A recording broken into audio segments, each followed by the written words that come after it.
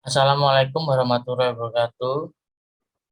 Perkenalkan kami dari grup ASSC2 ingin menjelaskan praktikum mikrobiologi industri dengan modul pengecatan jasa training. Sebelum kami memulai, kami memperkenalkan diri masing-masing. Saya Siva Eri Zulfikar, NPM 106 Angkatan 19 dari PARLC, dan partner saya Zelsa Humaroningrum, NPM 107 dari Paralel C, Angkatan 19.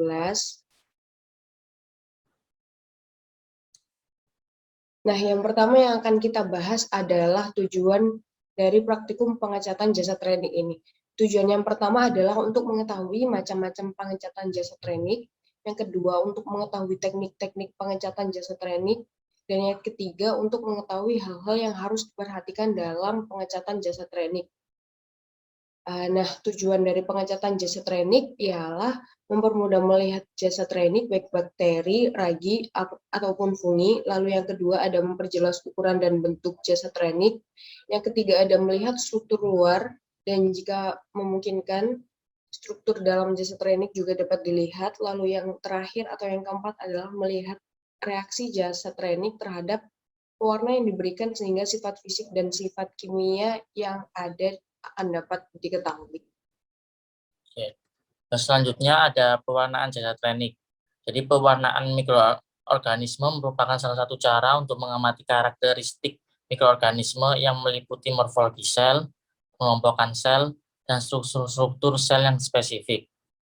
Dengan adanya suatu pewarnaan, suatu struktur sel, maka akan terlihat lebih jelas bakteri atau mikroorganisme tersebut karena adanya warna di bakteri tersebut, terutama jika digunakan lebih dari satu pewarnaan.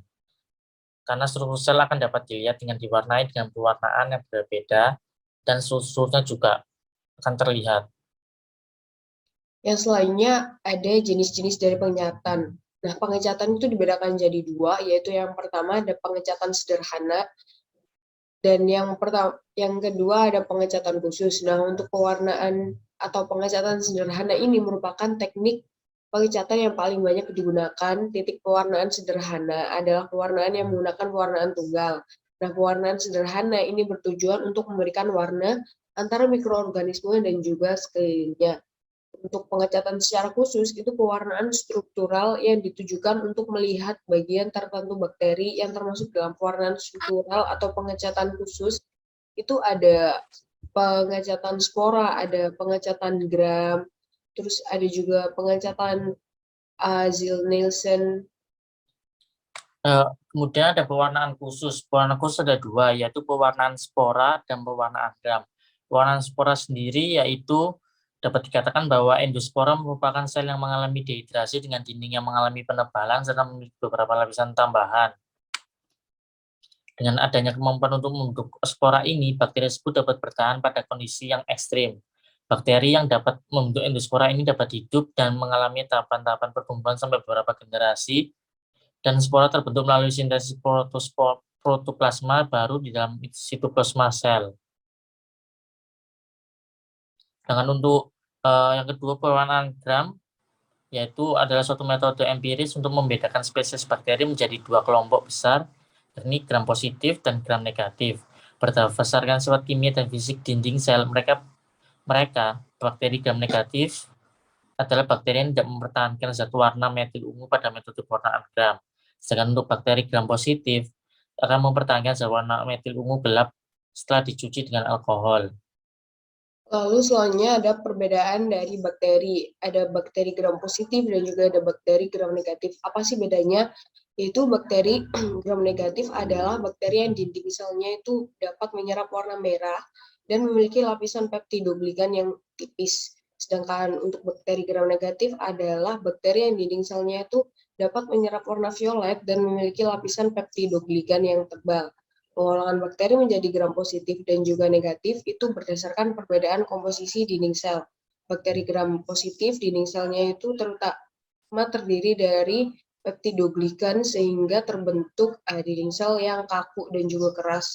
Sedangkan untuk bakteri gram negatif itu mengandung peptidoglikan dalam jumlah yang jauh lebih sedikit sehingga tipis. Oleh karena itu, perbedaan dari komposisi pada dinding sel ini, bakteri gram negatif dan juga gram positif memiliki ketahanan yang berbeda-beda.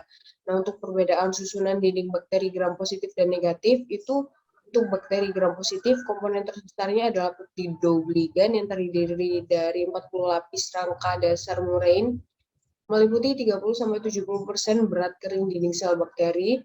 Untuk bakteri gram negatif itu terdiri dari dua lapis. Lapisan dalam adalah peptidogligan, lapisan rangka dasar murine atau diaminopelat dan tidak mengandung lisin. Lalu untuk lapisan luar adalah lipopolisakarida dan juga lipoprotein. Untuk ketahanan dari penisilinnya, bakteri gram positif ini lebih sensitif, sedangkan untuk bakteri gram negatif itu lebih tahan terhadap penisilin.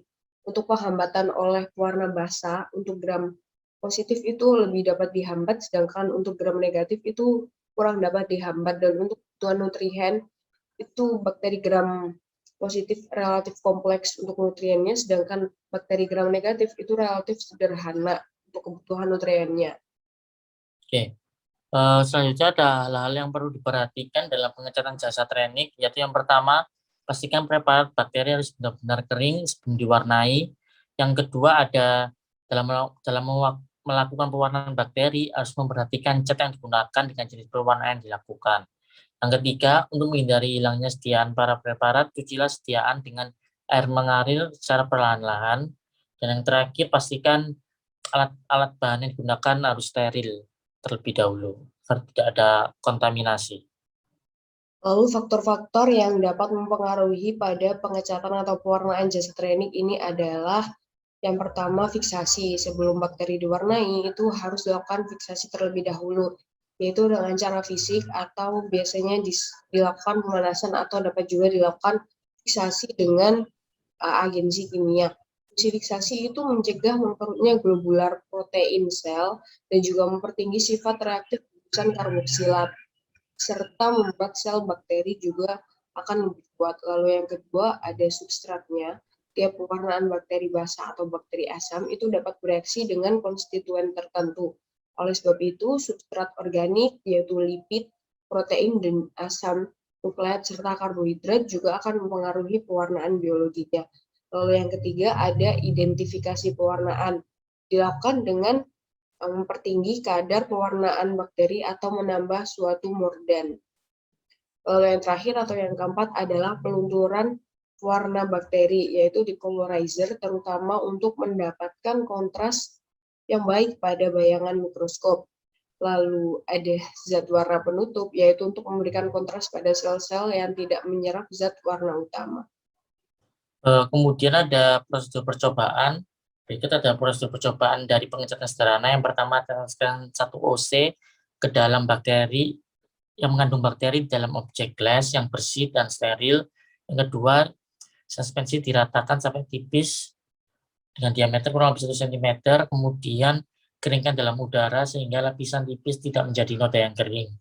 Yang keempat, kemudian difiksasi dengan memegang di atas nyala api bunsen atau spiritus, kemudian tetesilah dalam larutan staining merkuro-krum dengan kristal violet, kemudian tunggulah 2-3 menit, kemudian dilihat di mikroskop dengan menggunakan minyak inersi, kemudian amatilah dengan seksama gambar-gambar dalam mikroskop.